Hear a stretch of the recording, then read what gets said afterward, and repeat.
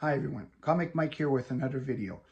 April 18th being Superman Day, I can't have a Superman Day without me doing a Superman video, so I pulled out some comics that I like from my Superman collection that I'm trying to rebuild. Um, we're going to start taking a look at some of the books that when I started collecting in late 86, early 87, that these were some of the first books that I was buying at the time. And first would be Superman #1, 1987, John Byrne.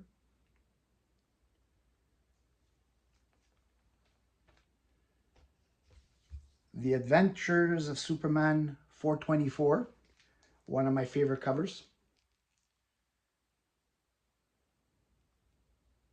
Now, for those who don't know, the Superman title ended at 423 and then became The New Adventures of Superman, and then it rebooted the Superman #1. So they had two separate titles.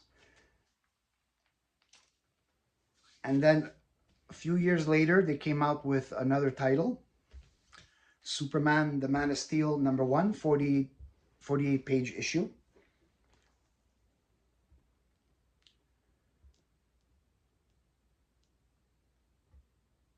So at this time, they had four different Superman titles. And basically, they were trying to have like one Superman title every week would be Action Comics, Man of Steel, New Adventures of Superman, and Superman. So at that time, if I was a Superman collector. So every week, I would have a new comic to add to my collection. And I didn't realize it at the time, but I found that they over Superman, and at the time, I think shortly after that, the sales were declining.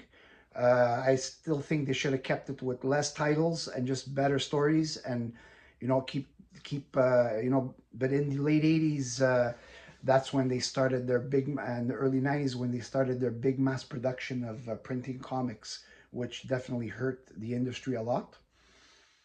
And here's another title. Everyone knows this already. It's The Death of Superman. Now, I was collecting comics at this time, and I remember how crazy it was when this comic came out.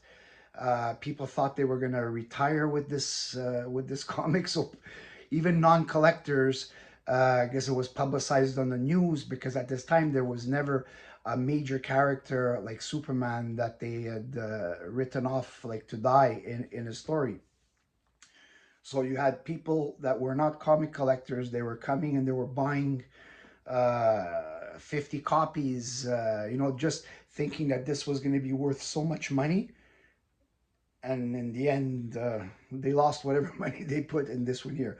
Now, this is the polybag black version, which is and then you have the regular version of issue number 75. And I remember when I was collecting comics, and at this time, I knew that that book was coming out on that particular day, and so I would go to my local comic shop, and I was gonna buy it, and funny how they would always say that the polybag black cover, they were always sold out, always sold out. So I went to several different comic shops. Everyone's sold out, sold out. And then, but how could it be? I was like one of the first people in line, to get in the morning when it opened, and then a week or two later, you would show up at the same local comic shop, and they would have it on the wall for like $50, you know, because probably they knew that they could have made more money with it, so they probably held them and then they put them up later. Now, $50 today for a certain book, it doesn't seem like a lot of money, but when it was 1993 and you're paying $50 for a new comic that just came out, that was a big deal. So at the time, I said, you know what? I didn't buy it. I just bought the regular cover of issue number 75, and then now I actually found this copy, and I think I paid it like $6, and I said, okay, now I'm gonna have it, so I bought that one there. Another thing about this polybag book, There's another YouTube channel, Reggie Collects. I also like to watch him. He did a video where he had a bunch of these copies, and he wanted to open them all up and to show people that inside the book is actually damaged, because there's inserts and there's like pamphlets that give cards, and there's stuff inside, and he opened them all up and they all come with a big crease in the middle. So if you're buying this for like a collectible, then I would recommend keeping this one in the poly bag and not opening it, because you're gonna have a book that definitely it's not gonna be something that you're gonna get top dollar. So probably if you're gonna buy the story, if you want to read the story, they have several trade paperbacks reprinting all the stories, and you could buy the regular version of issue number 75, and the polybag one, you just leave it in the polybag, because I believe once you open it up, whatever little value it has is going to be even less. Now we're going to look at some older ones. Another cover that I really like is Superman issue 300 anniversary edition. Basically, this retells the origin of Superman. A really nice cover. I mean, Superman 2001. They're imagining Superman in 2001, and we're 2025 now. Here's another Bronze Age.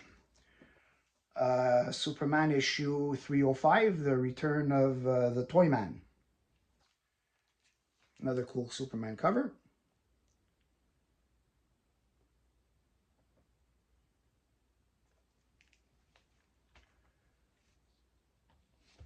And we got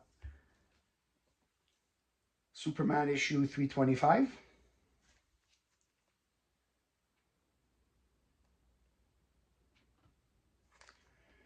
Here we have Buckler and Rubenstein.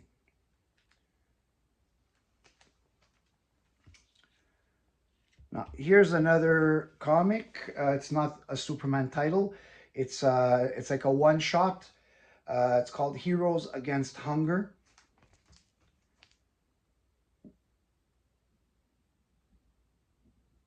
So this in '86, there was the big thing was everyone was trying to raise money for Africa, for the starving children, and it would have been a big, there would be telethons, and there would be, any kind of promotional giveaways or anything to like get money. Like this book here, they're charging $1.50 US, $2.10 Canadian, which at the time was a lot higher than a normal price of a comic, because in '86 a comic in Canada would have been, let's say, 95 cents, a dollar, and it would have been, I believe, 80 cents or 75 cents American. It specifies here all proceeds go to relieve hunger in Africa. Who knows if that money actually went there? And what I like this is because it got Lex Luthor, who's my favorite Superman villain, and he's in that green armor suit. So this is with Batman. This is more like a world's finest comic. And somebody wrote their name on it, Debbie Barton, over there. So Debbie, if you're watching this video, I got your comic. This book doesn't go for much. You can probably find it like for dollar bin, that kind of book. That was just for like a one shot, and it's not something that is going to be like highly sought after. These books also, when they came out, it was a new thing, like when they started to do, like big promotions to help another country. Before, when they used to do the war propaganda in in the 40s and the 50s and the 60s, that would be like, supporting for the troops of the country of the United States. But this one here is to support another country. So up until now, I don't think I've ever seen another one that had this kind of advertisement. Well, that's it for now. I just wanted to do something for Superman because I do have, I'm building up my collection again of my Bronze Age and Silver Age Supermans. And as I have more, I'm going to continue to show them because Superman is one of my favorite characters. And thanks for watching, and I hope you like my content, and please like and subscribe.